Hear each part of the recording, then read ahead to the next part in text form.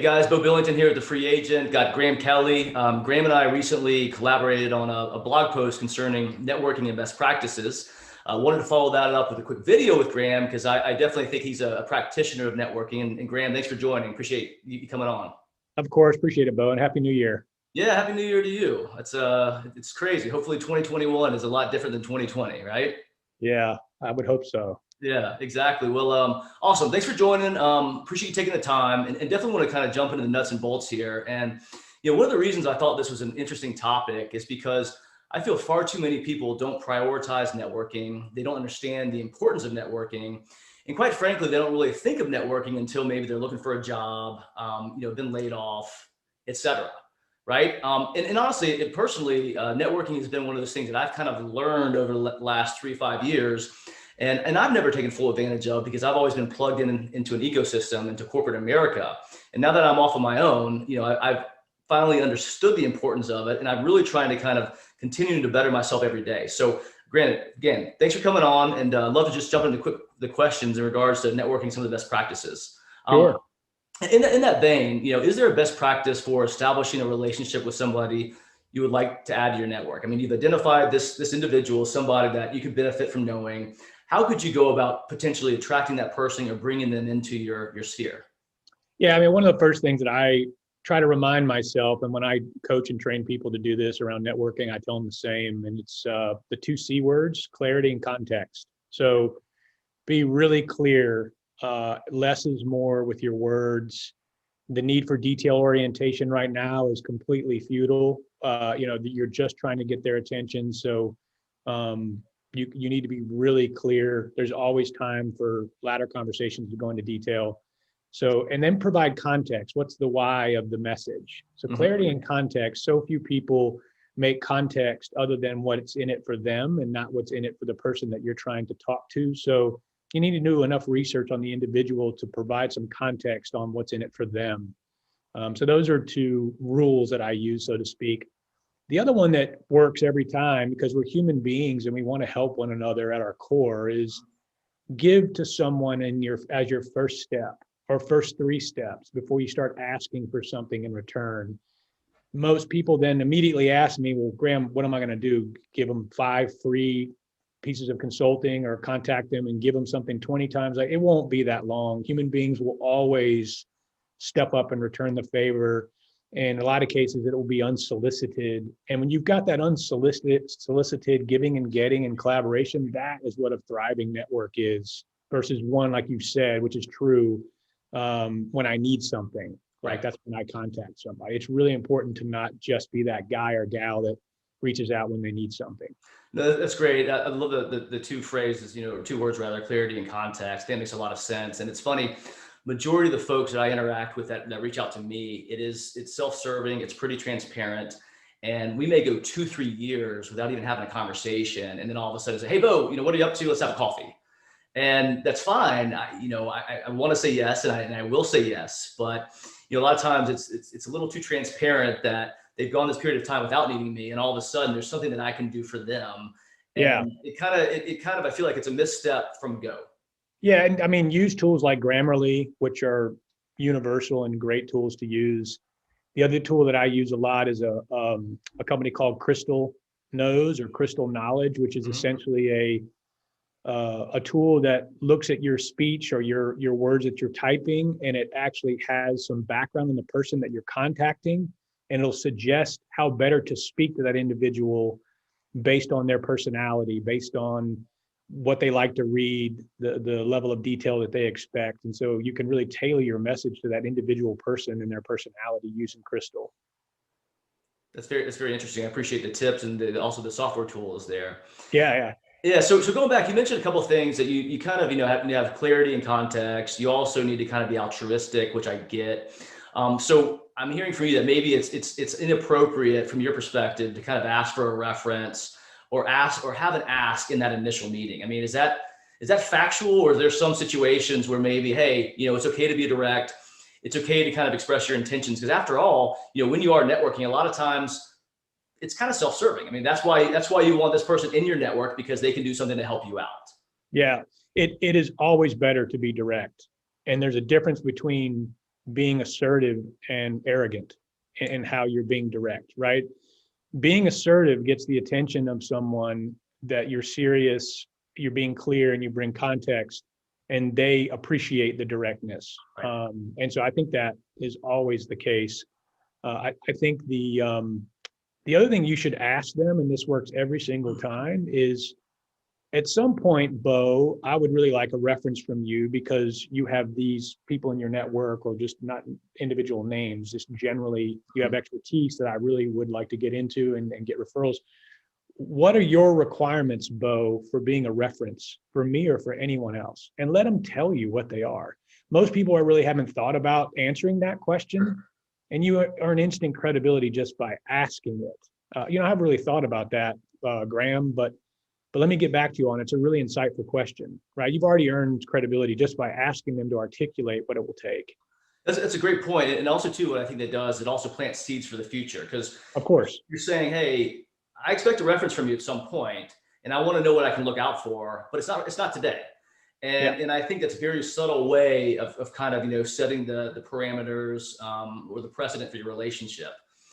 So interesting point. One of the things that I also add kind of at the end of the discussion, and I found this is highly effective, and I'd love to get your thoughts, but I always ask somebody, and I forgot where I heard this initially, but hey, what can I do for you the next 2-3 weeks? Yeah. And it's a pretty direct question. And a lot of times, similar to the question you just mentioned, people are taken aback in a good way. And it's something they haven't thought about, but it really kind of leads to a good tie off to the conversation. Yeah, it's back to that altruism point that we initially made or discussed. Just give before you want to get something in return, and I think you'll get return in spades. Like it'll come back to you much more than you give ultimately if you stay dedicated to that. So that's a really good point. Excellent, awesome. So a lot of the questions probably going through some folks' minds is in regards to cadence, right? Like how do you stay connected to your networking partners? How many folks should you maybe try to introduce them to? How often should you reach out to them? Because obviously there's overkill and there's underkill. You gotta be present enough where they remember you and you're top of mind. But again, you don't want to reach out to them 2 years from now because you've forgotten and you need something. So what's a good rule of thumb when maybe you're just trying to stay top of mind with somebody that's recently been added to your network? Yeah, I hate to be repetitive, but I'd ask them. I think I got when I was working with SAP.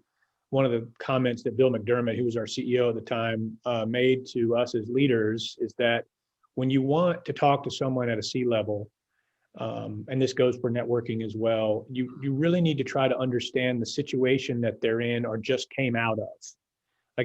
So Mondays and Fridays are probably bad. Coming out of a forecast call is probably bad. Coming out of a board meeting or preparing for a board meeting is probably bad. Even if they said they had time, you're probably not going to get their best.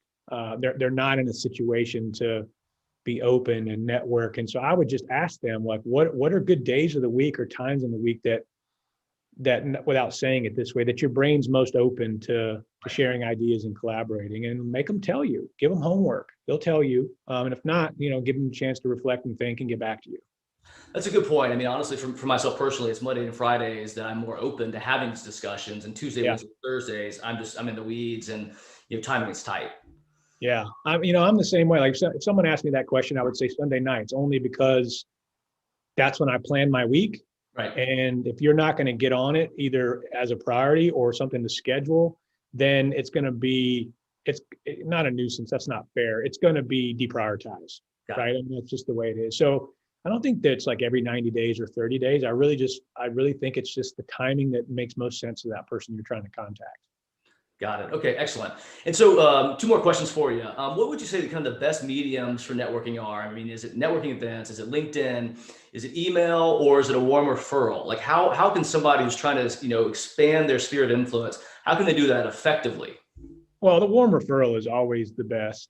The second one that I've found to be very good, it's more of a message than a platform like LinkedIn, and LinkedIn's awesome, is find something that person is interested in outside of work, a charity, a hobby, and find something in common. Like don't start talking to them about skiing if you're a snowboarder, or you just got to find something that's genuine that you can truly call, like fishing, like you and I talked about that earlier before we got on this call. Right. So I think things like that really make the conversation mutual.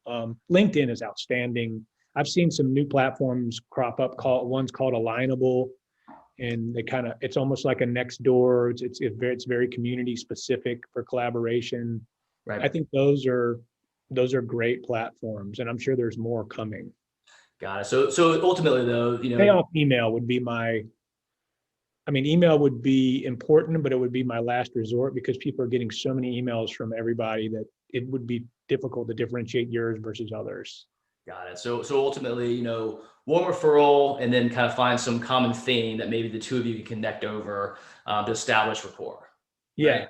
And the networking events I used to be big fans of, but just recently, this is pre-COVID. COVID's completely introduced something totally different. Yeah. But pre-COVID, these networking events for accountants and insurance agents and real estate agents to come and solicit business, and it's just not nearly as open info sharing that it used to be.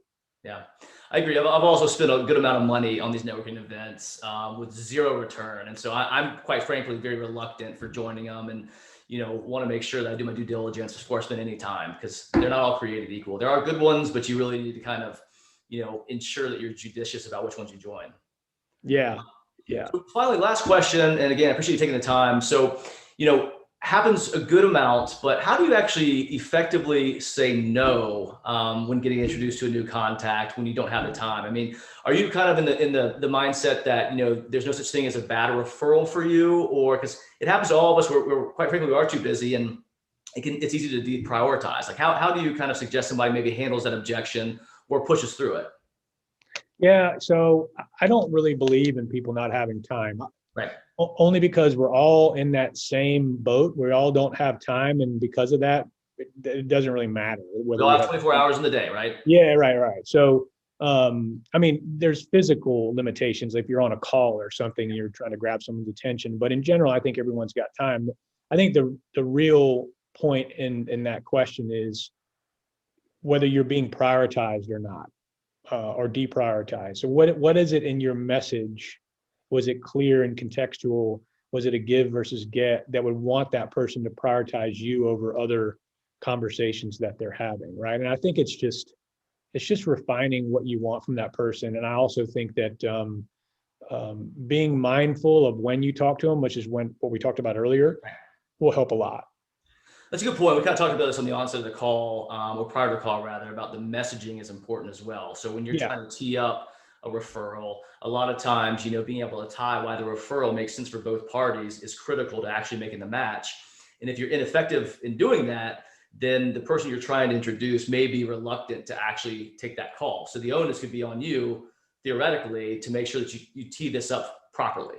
Yeah, and it's hard because we've been trained to go from this mass email, many to many mentality to networking is highly personal. Slow down, be meticulous, less is more, rewrite the messaging grammarly, take words out. I mean, it's just, you got to be more deliberate and methodical about the networking. And, actually I had a mentor tell me this one time, but he carves out a couple hours every week on his calendar just to follow up with people that were reaching out to him, sometimes just to be cordial and nice, to say, I've seen him send messages to say, look, there's really nothing in common between the two of us. I understand your desire to network, but if you'd be a little bit more articulate about what you'd like, I would be, more open to have a conversation. But he literally never doesn't get back to anybody.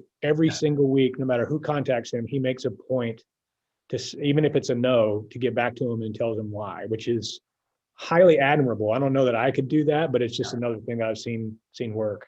Yeah. So 2 points real quick, and then we'll close here. I think authenticity is a word that we haven't used, but I think that's critical in networking. Like, be authentic on what you're trying to accomplish in the messaging. But also too, I really like the point you just made. And honestly, like, I always make it a point. On LinkedIn, I get 10s, 20, 30 a day of people trying to sell me something. And I make it a point to respond to every single person. I don't take the meetings generally, but I say, hey, at the very least, glad to be connected, glad to be in your network. etc.